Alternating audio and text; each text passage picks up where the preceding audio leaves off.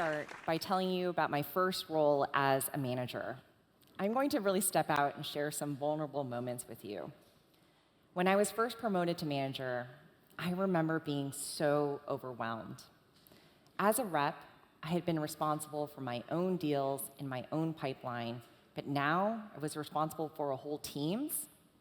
Overwhelmed. I would spend all weekend long stressing out and scrutinizing every aspect of everyone's deals. And I would be in early on Monday mornings, ready to dig in the second people got in, full of helpful suggestions on how everyone could improve. At least, I thought they were helpful. My director finally pulled me aside in order to give me some feedback, for which, to this day, I am still eternally grateful. First, she said to me, "Jane, you're doing a great job. See, eternally grateful." She said, "Your team really needs to get to know you. They will trust a leader more that they get to know.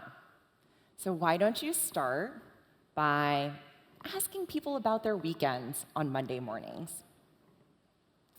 I realized then that I was so focused on my own needs that I was forgetting the first rule of management. It's all about the team. So I really took that advice to heart. I actually put in a reminder in my calendar to ask my team about their weekends just so I wouldn't forget. Clearly, I've made a lot of mistakes. But I've grown a lot as a leader in the 10+ years that I've been in this business. Over that time, I've hired over 150 people. My time at SuccessFactors, SAP, Optimizely, and now at CircleCI. In case you're not familiar, CircleCI is a mission-critical tool for SaaS businesses. We allow your engineering teams to deliver higher quality product and features to your customers at a faster rate. If you're interested in learning more about how your engineering teams can speed things up, come talk to me afterwards. Sorry, I'm a sales leader. I can't help it. I've also scaled global teams across every region and enabled them to generate over 200 million of annual revenue growth. But most importantly, I have promoted and developed over 20 first-time managers, which I believe is the most critical part of your organization to invest in. At every SaaS business, there's an emphasis on speed and scale. And while we sell software that scales, your people have to scale too. And as a leader, it's your job to create a system to develop leverage within your organization through those managers. I give a version of this talk to all of my first-time managers in order to set them up for success as they start their leadership journey. I walk them through the 5 mistakes that all new leaders make, which I will also share with you. But I want to emphasize one very important point. The point of me sharing these mistakes is not so that you can try to avoid them. Let me say that again. The point is to not try to avoid these mistakes. You will make them. Your team will make them. It is inevitable, so don't even try. But the point is to learn these mistakes so that you can prepare for how to recover when they happen. It's actually really important to understand this before I jump into the 5 mistakes. If you're able to build resilience on your team and with your managers, then when problems arise, you can get back on track quickly. But what does that mean?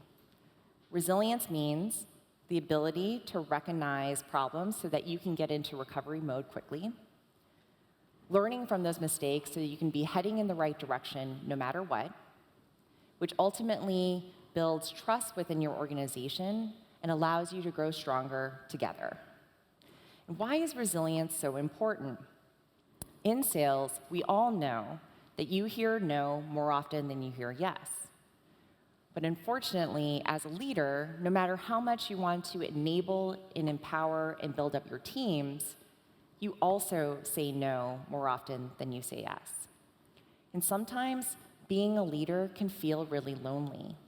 You can feel solely responsible for the success of your team. And if you don't have resilience, the ability to recover and learn from your mistakes, it can be even lonelier. And as your business and your teams grow, You want to make sure that you have confidence to make decisions even when the path isn't clear or success isn't assured. Making decisions is hard. You will make mistakes, but that's okay if you can correct them quickly. So let's get into it. The 5 mistakes that all new leaders make. The goal is to leave you with some perspective on how to recover and build resilience so that your business can continue to thrive. First mistake, you will micromanage. Raise your hand if you've made this mistake. Let me start by telling you a story of a rep on my team when I first became a manager. But in order to protect the innocent, I'm going to use some different names. So let's go ahead and call her Cher. When I was a rep, my strength was being organized and always being on top of my deals in my pipeline. And I was promoted because that strategy was really successful for me. So naturally, I believed for my team to be successful, that they had to be like me. But Cher didn't sell like that. As you can probably imagine, she was a master at building relationships, sort of a classic stereotype of a salesperson who knew every intimate detail of her clients' lives, including their kids' birthdays, what type of restaurants they liked, their pets' names. But while she was good with customers, she lost more deals than she should have. She was sloppy with her notes, she was erratic with her pipeline generation activities, and she would feast or famine, depending on whether or not she would win a deal. I mandated that she change her entire process and follow all the rules that I set. No surprise, she resented me, and her performance got even worse. I realized that I wasn't going to be able to help her until she felt empowered to own her own success. You will micromanage. It's the most common mistake that I see new leaders make. It's easy to think, I was promoted because I was successful, so to be successful, be like me. But micromanagement is the fastest way to disempower and demotivate your team. So get to know your team in order to build trust. As my former director said, your team will trust a leader that they know. Each person has their own unique set of strengths, weaknesses, and experiences that they bring to the role. Every person is different. But it is your job as a leader to help each individual find their best way to their highest potential. There really is no one way to hit a target. And there is no greater reward as a leader than seeing one of your people get that light bulb moment where they really take something that they've learned and make it their own. So with Cher, I actually had to go back and restart our relationship. I had to prove to her that I was a partner to her and not a drill sergeant ready to criticize her every move. Once I was able to gain her trust, we were able to collaborate to leverage her strengths while also incorporating my feedback to allow her and the team to be more successful. I almost shed a tear the first time she submitted an actual forecast report. Mistake number 2, you will hire the wrong person. And this one's a biggie because at any fast-growing SaaS business, your ability to grow and scale your team quickly is critical. So let me start by telling you about a story of a new rep I hired, and let's call her Mariah. I'm actually a huge Mariah Carey fan. I don't know if there are any others in the audience. When I first started as a new leader in a previous role, I had the mandate to double the size of the team from 20 to 40 within a year. I was nervous about my first set of hires, including one new rep, Mariah. But it was clear in the first month, frankly, the first few days, that she was not going to be successful. But I was not going to let her fail. It felt like a representation of my own success. So I poured my heart and soul into her development. And over 3 months, I spent 2 hours a day training her, quizzing her, practicing with her before finally admitting that it wasn't going to work out. And it was only after she left that I realized that spending 2 hours a day, 10 hours a week with one single individual meant that the rest of my team, the people who were the right fit suffered as a result. No matter how many questions you ask or references you check, if you hire at any type of scale, you will get it wrong. Every hire is a decision. It's a bet that this person is going to be successful on your team. And sometimes you get it wrong. But it's not about the person. It's about fit. It's that person in that environment, in the time and place of your company's growth. I actually ended up meeting up with Mariah about a year after she left. And I remember being really apprehensive about it because I was embarrassed that I was unable to make her successful. But when we met up, she told me how happy she was in her new role.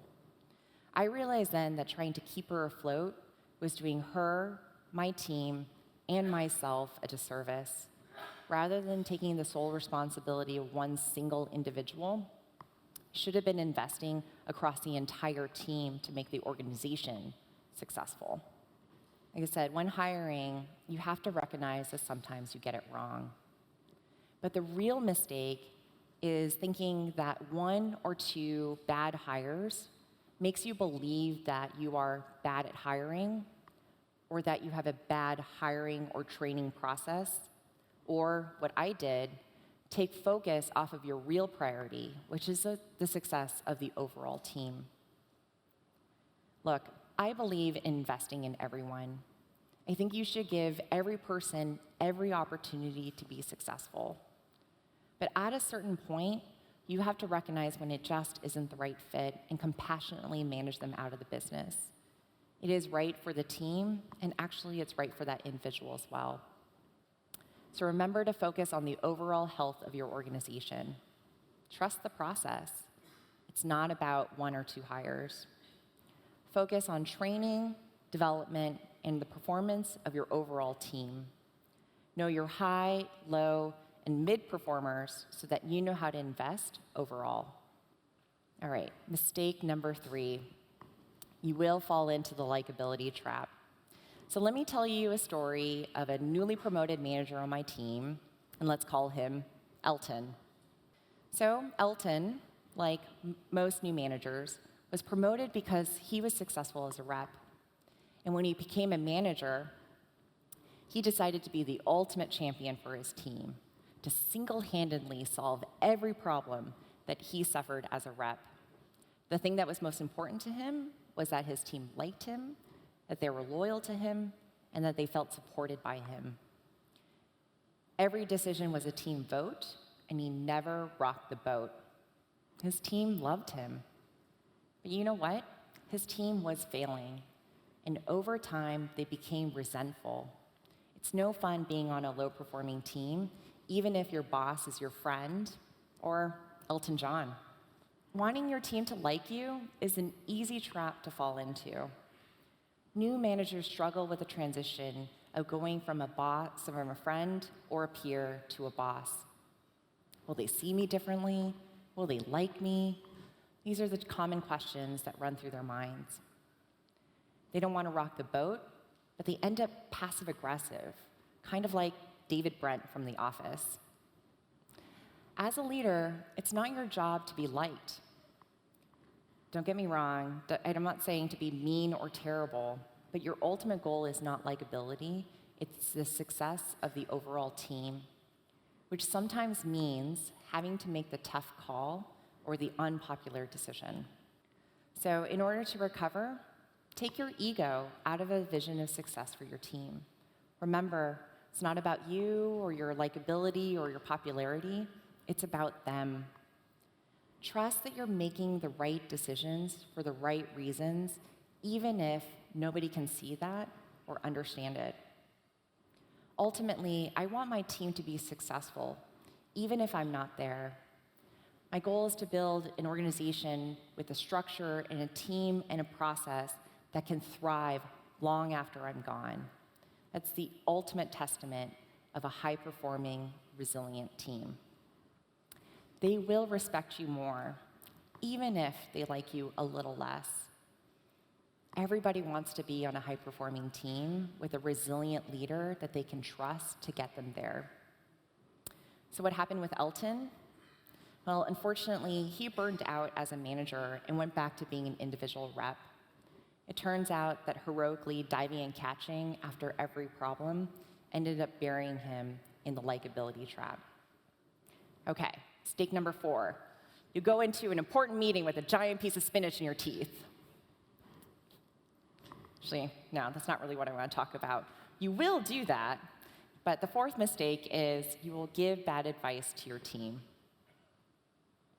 So let me tell you about a rep who asked me to join an important customer meeting, and let's call him Bono. Luckily, I didn't have spinach in my teeth when I went to this meeting. Bono asked me to join an important customer meeting to help close a large competitive deal. The customer had been hemming and hawing, and he didn't know how to approach the meeting. So when he asked me for my help, I immediately jumped into action and told him that we should be very direct and challenging in the meeting in order to secure the deal. We traveled all the way to Berlin, came in hot, and we got shut down. I know, classic American story. The customer feedback was that we were too harsh and that we didn't understand their needs. It was because of me that we had lost that deal. Ouch. But the real pit in the stomach moment was realizing that I had told him the wrong thing. He knew it, and I knew it, and until I fessed up to it, we wouldn't be able to fix it. I jumped fast to a conclusion without knowing enough. I should have slowed down, gotten curious, and dug deeper with Bono. I might have learned some more context in order to give him the right guidance. So again, you will give bad advice. It may be because you want to be helpful, or you just don't want to sound stupid in front of your team. Sometimes the most terrifying deer in headlights moment is when you have your team come to you and you don't have a freaking clue. In those moments, you have 2 options. You can either jump to conclusions, which is what I did, or 2, admit that you don't have all the answers. Sometimes it's okay not to know the answer. In fact, it's better to take a beat and recognize that before barreling headfirst and sending your team down the wrong path. And your team can smell BS a million miles away. The more that you pretend to know something when you clearly don't, the faster your team will stop trusting you. But sometimes admitting that you don't have all the answers can feel really vulnerable. It's uncomfortable not to know which direction to take, especially when you have so many people depending on you. And this is where resilience in a leader is so important. By admitting that there's more to learn or that you made a mistake, the faster you can get to the root cause issue and find a real solution.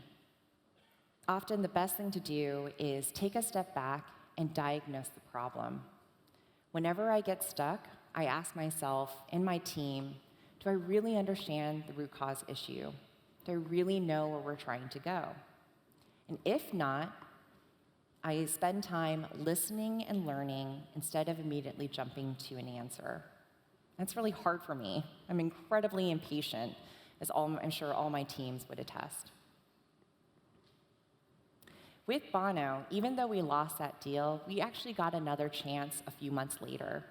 But this time, I invested the time to ask questions and collaborate so that we were ready to show that customer that not only did we understand understand their problem, but that we were the right solution for them.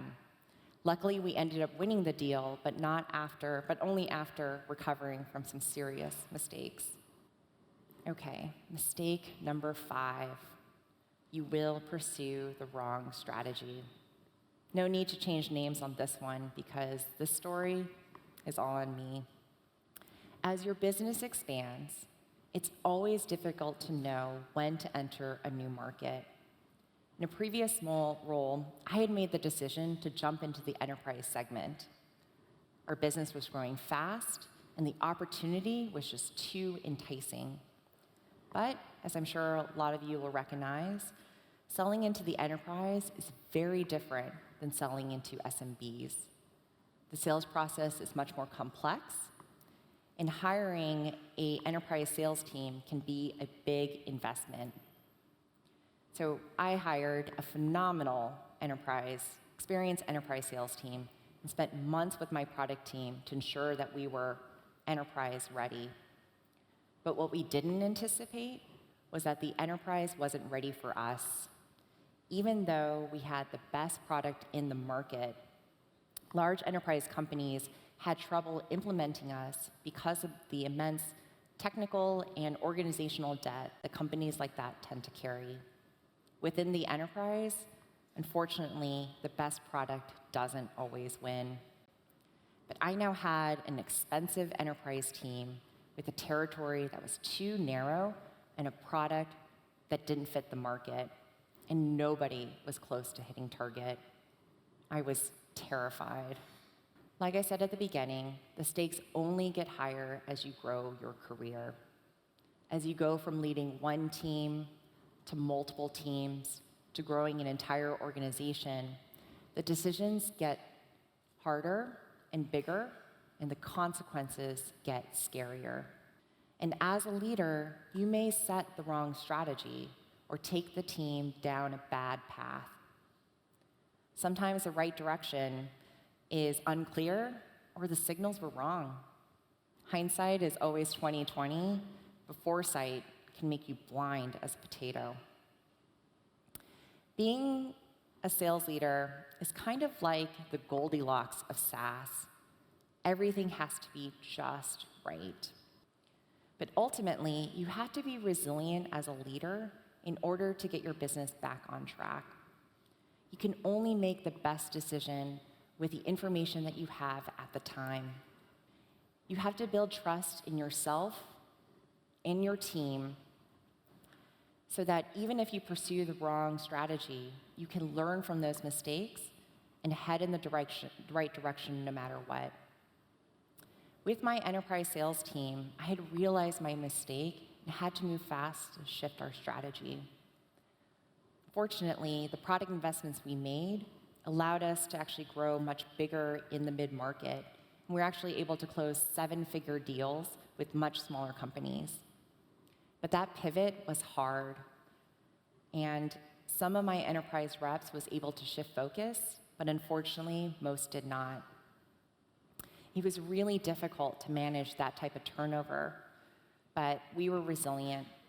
By recognizing the mistake early, we were able to recover and stay focused so that the business continued on track.